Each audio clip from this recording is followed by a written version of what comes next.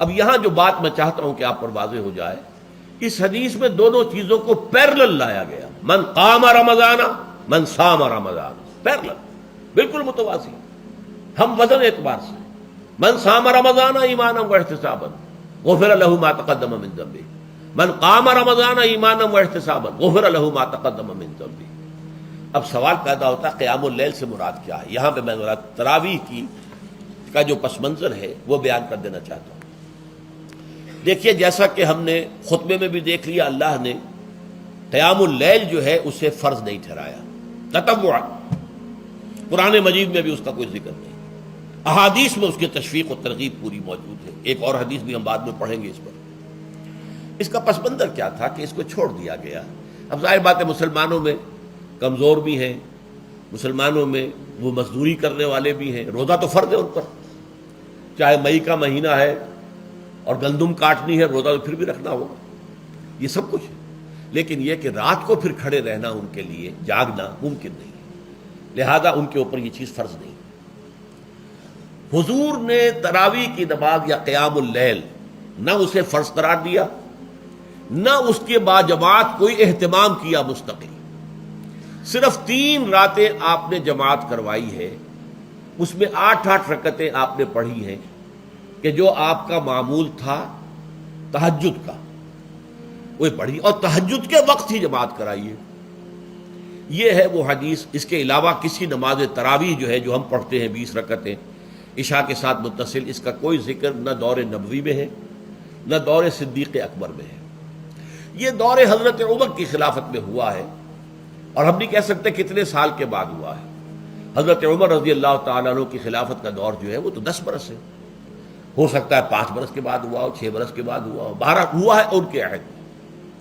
حضرت عمر ایک مرتبہ مسجد میں داخل ہوئے، مسجد نبوی میں، تو دیکھا کہ کچھ لوگ 8 10 12 جو ہے وہ ایک جو ہے حافظ کے پیچھے کھڑے ہوئے اور قرآن سن رہے ہیں، کچھ دوسرے کونے میں کھڑے ہیں، کچھ کہیں اور کھڑے ہیں، مختلف جماعتیں ہو رہی ہیں۔ تو انہوں نے سوچا کہ کیوں نہ ان سب کو ایک امام کے پیچھے جمع کر دیا جائے، اور اس کے لیے لوگوں کی سہولت کے لیے عشاء کے ساتھ متصل رکھ دیا جائے، اس لیے کہ تہجد کے وقت اٹھنا جو ہے وہ تو ہر کس و ناقص کا کام نہیں ہے، کہ عشاء کے بعد اگر تھوڑا سا اضافی وقت ہو صرف، تو یہ ہر شخص کر لے گا، مزدور بھی کر لے گا۔ لہذا آپ نے یہ نظام تجویز فرمایا کہ عشاء کے متصلاً بعد 20 رکعت نماز پڑھی جائے اور ایک امام کے پیچھے پڑھی جائے۔ یہ گویا کہ اجتہاد ہے حضرت عمر رضی اللہ تعالی عنہ، اس کو آپ نے خود بدعت بھی قرار دیا ہے، لیکن بدعت حسنہ۔ بدعت کس اعتبار سے؟ لغوی اعتبار سے، نئی بات، اس لیے کہ حضور کے زمانے میں نہیں تھی، تو یہ اس طریقے سے ایک نئی بات ہے، لیکن یہ بات کیونکہ بہت اچھی ہے، بہت عمدہ ہے۔ آپ جب یہ نظام چل پڑا تو ایک دن مسجد میں آئے، دیکھا کہ بڑی بھری مسجد ہے، صحابہ کھڑے ہیں اور ایک امام کے پیچھے قرآن سن رہے ہیں۔ آپ نے فرمایا نعم البدعۃ ھذہ، یہ جو ہم نے نئی بات شروع کی ہے یہ بہت اچھی ہے، بہت عمدہ ہے۔ ہمارے ہاں اہل حدیث حضرات بھی در حقیقت حضرت عمر یا کسی اور خلیفہ راشد کے فعل کو وہ سمجھتے ہیں کہ یہ ایگزیکٹو آرڈرز ہیں، یہ ہمیشہ کے لیے نہیں ہے۔ حضرت عمر نے اپنے دور میں ایک نظام قائم کیا، ان کے دور کے لیے ٹھیک تھا، یہ ہمیشہ کے لیے نہیں۔ ہمیشہ کے لیے وہ 8 ہی رکعتوں کے قائل ہیں، وہ تہجد والے، لیکن اس میں بہرحال انہوں نے بھی خود یہ اضافہ کیا ہے کہ وہ 8 رکعتیں وہ عشاء کے ساتھ متصل پڑھتے ہیں، تہجد کے وقت تو نہیں پڑھتے۔ اور حضور نے تو صرف 3 روز جو ہے وہ کرائی تھی جماعت، وہ لوگ 30 دن یا 29 دن پڑھ رہے ہیں، تو اضافہ تو انہوں نے بھی کر دیا، اس نظام میں تبدیلی تو ہو گئی۔ لیکن اہل سنت جو کہلاتے ہیں، ہمارے جو 4 جو ہیں، جو ہمارے مسلک ہیں، حنفی، مالکی، شافعی، حنبلی، ان کا اتفاق ہے اس پر حضرت عمر کا، کیونکہ ان کے سامنے اصول یہ ہے کہ حضور نے فرمایا علیکم بسنتی وسنت الخلفاء الراشدین المہدیین، تم پر لازم ہے کہ میری سنت کو پکڑو مضبوطی کے ساتھ، اور میرے خلفاء راشدین مہدیین جو ہیں ان کی سنت کو پکڑو۔ اس اصول سے یہ چاروں فقہ جو ہیں حضرت عمر کے اجتہادات جو ہیں ان کو بھی پابندی سمجھتے ہیں کہ تمام عمر کے لیے، قیامت تک کے لیے امت مسلمہ پر ان کی پیروی لازم ہے، لہذا اس میں اجماع ہے۔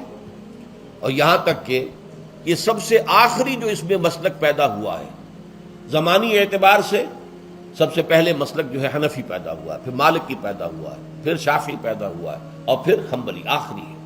اور امام احمد ابن حنبل بہت بڑے محدث بھی ہیں۔ مسند احمد ابن حنبل جو ہے وہ بہت بڑی کتاب ہے، بہت اہم کتاب ہے، جامع کتاب ہے۔ تو ان کے ہاں بھی 20 رکعتیں ہیں۔ چنانچہ حرمین شریفین میں، سعودی عرب میں، مکے اور مدینہ منورہ میں جو نماز تراویح ہوتی ہے اس کی 20 رکعتیں ہیں، لیکن اہل حدیث حضرات جو ہیں وہ اس 8 کے اوپر اکتفا کرتے ہیں۔ بہرحال یہ ایک اختلاف ہے جو میں نے اس کا پس منظر بیان کر دیا، لیکن اس 20 رکعت نماز سے ادا کرنے سے، جو کہ زیادہ سے زیادہ 50 منٹ یا 1 گھنٹہ لگتا ہے، اس سے وہ قیام اللیل کا حق ادا نہیں ہوتا۔ قیام اللیل کا تو کچھ اور ہی تقاضا ہے۔ قیام کسے کہتے ہیں؟ یہ سورہ مزمل سے واضح ہوتا ہے۔ یا ایھا المزمل قم اللیل الا قلیلا نصفہ او انقص منہ قلیلا او زد علیہ ورتل القرآن ترتیلا۔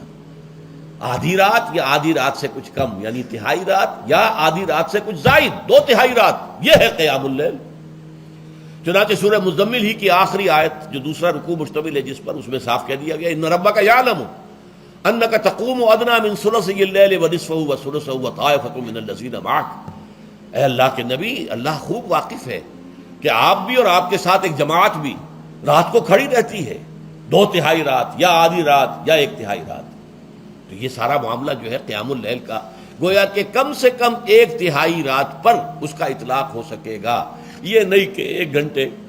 اب اس کے ضمن میں دیکھیے حدیث پڑھیے، تیسری حدیث ہے عن عبداللہ ابن عمرو ابن العاص رضی اللہ تعالی عنہ۔ یہ وہی عبداللہ ابن عمرو ہے جن کی میں نے آپ کو حدیث پہلے سنائی ہے۔ یہ ساری رات کھڑے رہتے تھے، پوری رات، اور ہر روز روزہ رکھتے تھے، جس پر حضور نے منع کیا، لا تفعل، مت کرو ایسا۔ رضی اللہ عنہما، یہ خود بھی صحابی ہیں اور ان کے والد عمرو بن العاص بھی صحابی ہیں۔ ان رسول اللہ صلی اللہ علیہ وسلم قال، کہ اللہ کے رسول صلی اللہ علیہ وسلم نے فرمایا، الصیام والقرآن یشفعان للعبد، روزہ اور قرآن بندے کے حق میں شفاعت کریں گے۔ یقول الصیام، روزہ یہ عرض کرے گا اللہ کی جناب میں، اے رب پروردگار، انی منعتہ الطعام والشہوات بالنہار، میں نے تیرے اس بندے کو دن کے دوران کھانے پینے سے اور اپنی شہوت کا تقاضا پورا کرنے سے روکے رکھا، یہ میری وجہ سے روکا رہا، تو میری شفاعت اس کے حق میں قبول فرما، فشفعنی فیہ، میری شفاعت اس کے حق میں قبول فرما۔ ویقول القرآن، قرآن کیا کہے گا؟ منعتہ النوم باللیل، میں نے اسے رات کے وقت سونے سے، نیند سے روکے رکھا، فشفعنی فیہ، تو اس کے حق میں میری شفاعت قبول فرما۔ حضور فرماتے ہیں فیشفعان، ان دونوں کی شفاعت قبول کی جائے گی۔ یہ ہے قیام اللیل۔ یہ قیام اللیل صرف تراویح کی نماز سے جو پڑھ لی جاتی ہے، اور ہمارے ہاں تو یہ ہے، وہاں کم سے کم یہ تو تھا، صحابہ کرام کھڑے ہوتے تھے تو جو قاری پڑھ رہا ہوتا تھا وہ ان کے دل میں اترتا جاتا تھا، اس کا مضمون اور مفہوم جو ہے ان کو معلوم ہے، لہذا وہ اس کی زبان سے نکلا ہوا ہر لفظ ان کے قلب کی گہرائیوں تک اتر رہا ہے۔ یہاں تو یہ ہے پیرٹ لائک حافظ ہے، اسے خود پتہ نہیں میں کیا پڑھ رہا ہوں۔ اکثر حفاظ جو ہیں وہ عالم تو نہیں ہوتے، اور جو سن رہے ہیں انہیں کچھ پتہ نہیں ہم نے کیا سنا ہے۔ تو ٹھیک ہے، کم سے کم ثواب تو انہیں ملے گا کہ انہوں نے وقت نکالا ہے، 1 گھنٹہ ہی اضافی صحیح، لیکن بہرحال اس کا وقت تو انہوں نے نکالا ہے، محنت کی ہے، کھڑے رہے ہیں، ثواب ملے گا۔ لیکن جو مقصد ہے وہ حاصل نہیں ہوتا۔ اس مقصد کے حصول کے لیے اول تو قیام اللیل کی کم سے کم مدت 1 تہائی